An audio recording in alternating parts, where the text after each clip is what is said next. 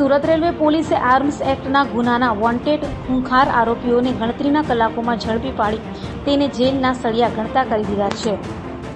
Surat railway police station વિસ્તારમાં 3 ઇસમો દેશી બનાવટની પિસ્તોલ તથા 8 જીવતા કાર્ટીસ લઈને ફરી રહ્યા હતા, ત્યારે પોલીસની નજર આ લોકો પર પડતા 3 ઇસમો પિસ્તોલ અને કારતૂસ છોડી નાસી છૂટ્યા હતા, જેથી સુરત રેલવે પોલીસમાં આ બાબતની ફરિયાદ નોંધાતા પોલીસે તપાસ હાથ ધરી હતી, જેમાં સર્વેલન્સ તપાસમાં આ 3 ઇસમો અમરોલી ખાતેના એક મેદાનમાં બેસેલ છે। તે માહિતીના આધારે પોલીસે છાપો મારીને 3 ઇસમોને ઝડપી પાડ્યા હતા। ઝડપાયેલ આરોપીઓમાં અમર ઓમકાર સાળુંકે, શશિકાંત,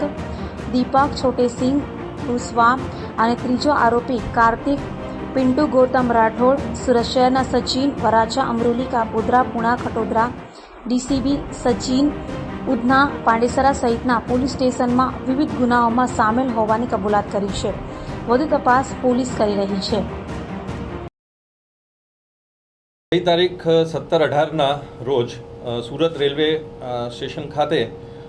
આશરે 3:00 વાગ્યાના સુમારે સવારના 18 તારીખે પૂરી સુરત ટ્રેન એક આવે છે, જેમાં પ્લેટફોર્મ નંબર 3 ઉપરથી એક નંબર ઉપરના પ્લેટફોર્મ નંબર 1 ઉપર આવવાના બ્રિજ ઉપર 3 માણસો, કંઈક એક માણસ આવી અને બીજા 2 માણસને એક બેગ આપતા નાઇટના જે પોલીસ કર્મચારી અને હોમગાર્ડના જવાનો હતો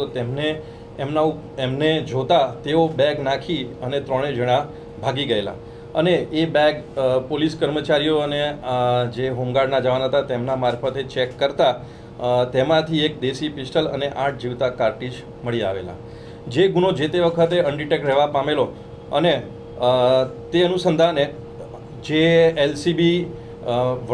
વડોદરા રેલવેના પીઆઈ શ્રીની એક ટીમ અને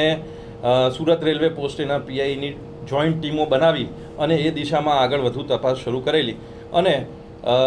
આજરોજ તે ગુનો ડિટેક્ટ થવા પામેલ છે। જે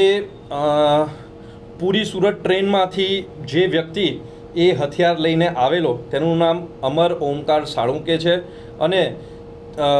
તે જેને 2 હથિયાર જે આપી રહ્યો હતો તે દીપક શશિકાંત કુશવા અને કાર્તિક રાઠોડ। તે રીતે એમને ટેકનિકલ સર્વેલન્સ અને બીજી બધી જે પણ તપાસની દિશાઓમાં આગળ વધી અને તેઓને શોધી કાઢવામાં આવેલ છે। જે આ અમર સાળુંકે છે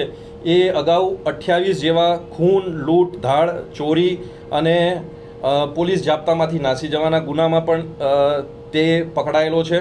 અને દીપક જે છે તેણે